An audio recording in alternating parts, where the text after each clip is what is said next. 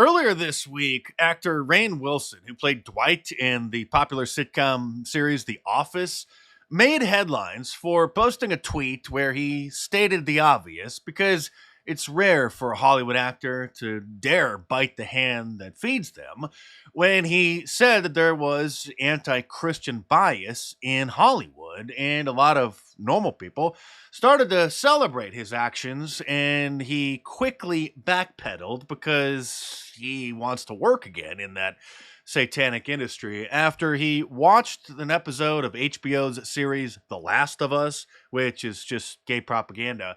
He noticed and then tweeted about a particular scene where an evil cannibal pastor was obviously one of the bad guys in the film, and he said that he knew he was going to be a bad guy as soon as they showed him reading the Bible. And so, because he wants to work again, he immediately took to Twitter and said, quote, "There's a couple of funny things about the anti-Christian bias in Hollywood. My opinion tweet was picked up as front page news by Fox News. Talk about bias, an organization created as a corporate shill to create division solely for profit based on culture war outrage. Print that." Of course, there are things to criticize Fox News for, but overall, they've been doing fantastic work covering the culture war outrage, which is just an Orwellian term meaning they're finally covering the degeneracy that the liberals, the media, the public school system, the government school system are indoctrinating our society with. Then he virtue signaled to the gay mafia, tweeting that, of course, it's true that the evangelical political coalition is doing a great deal of damage to our country. Oh, it's the Christians doing the damage to our country, trying to stop the schools from forcing elementary kids into participating in gay pride parades. And then he says that the schools are banning books. Well, of course they're banning books. You don't want to have children subjected to certain adult content, especially when it's degenerate and perverted. Denying inconvenient science. I'm assuming that's a virtue signal to the global warming crowd. And taking a grotesque anti-LGBTQ plus platform. Obviously, he's never read the Bible because it's very clear, not only in the Old Testament, but also the New Testament, where God stands on certain kinds of behavior. And of course, there are tweets of him celebrating Gay Pride Month and denouncing the Proud Boys, Donald Trump, your usual Hollywood actor type of tweets. This is probably his pastor at his local Church of Satan right here. God is gay. God is a lesbian. God is trans. God is gender non-binary. God, well, I can't really say what he thinks of you, otherwise I would get arrested. It turns out that he's a member of the Baha'i faith, which was founded in the 19th century, which is a universalist kind of religion, which sounds dumb. Any supposed religion that's less than 2,000 years old is dumb. And no, I'm not sorry. You know that I don't sugarcoat things. So he will definitely avoid being canceled. He has atoned for his mistake of defending Christianity. Remember when Mario Lopez almost got himself canceled back in 2019 when he sat down with Candace Owens back when she was working for PragerU and said this?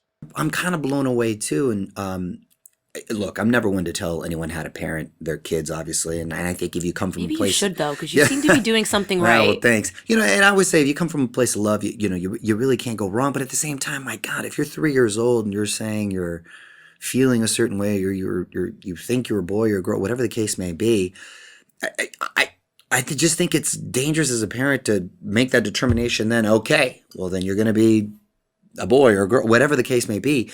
And it's sort of alarming. And my gosh, I just think about the repercussions later on. And for stating the obvious, that if a 3-year-old boy is confused and says that he's a girl or wants to put lipstick on like mommy because that's what he sees mommy doing and he doesn't understand yet the distinction between boys and girls, Mario Lopez was almost canceled, made headlines across the country, and so he immediately apologized for his arrogant and hurtful statements. The comments I made were ignorant and insensitive, and now I have a deeper understanding of how hurtful they were. the longtime Extra host said in a statement released by his publicist. I have always been an ardent supporter of the LGBT community, and I am going to use this opportunity to better educate myself, to get re-educated. Moving forward, I will be more informed and thoughtful. Years ago, I remember Mario liked one of my tweets. I don't remember exactly what it was, but it was pretty clear that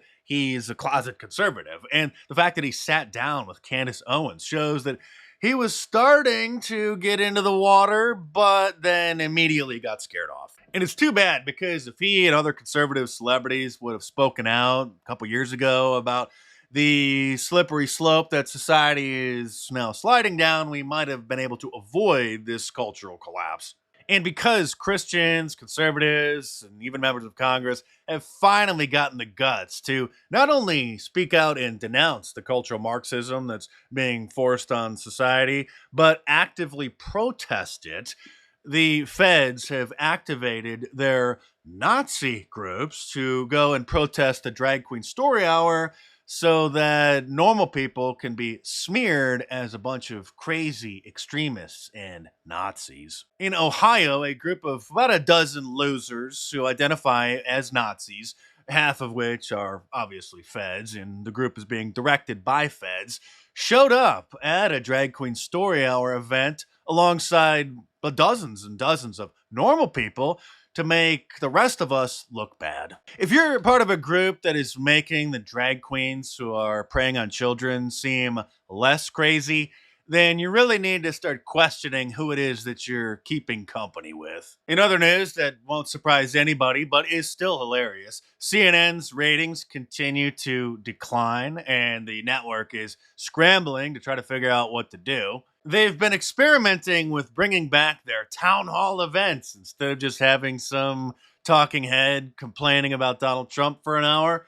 And one of their recent town hall events about the East Palestine train disaster, which they finally covered a month after it happened, had just 429,000 viewers. In terms of network television, that is hilariously pathetic, but sadly, they still are beating me. So I need people to share my videos, and I need some new subscribers. But then again, I am just a guy in my kitchen on a laptop who also sells some fantastic t-shirts, as you know, my latest being the Conspiracy Theorists Were Right shirt, which you should order from markdice.com or click the link in the description below. Like all of my designs, it's available on a t-shirt, long sleeve, and a hoodie, and a whole bunch of different colors as well. So head on over to markdice.com or click the link in the description below and check them out.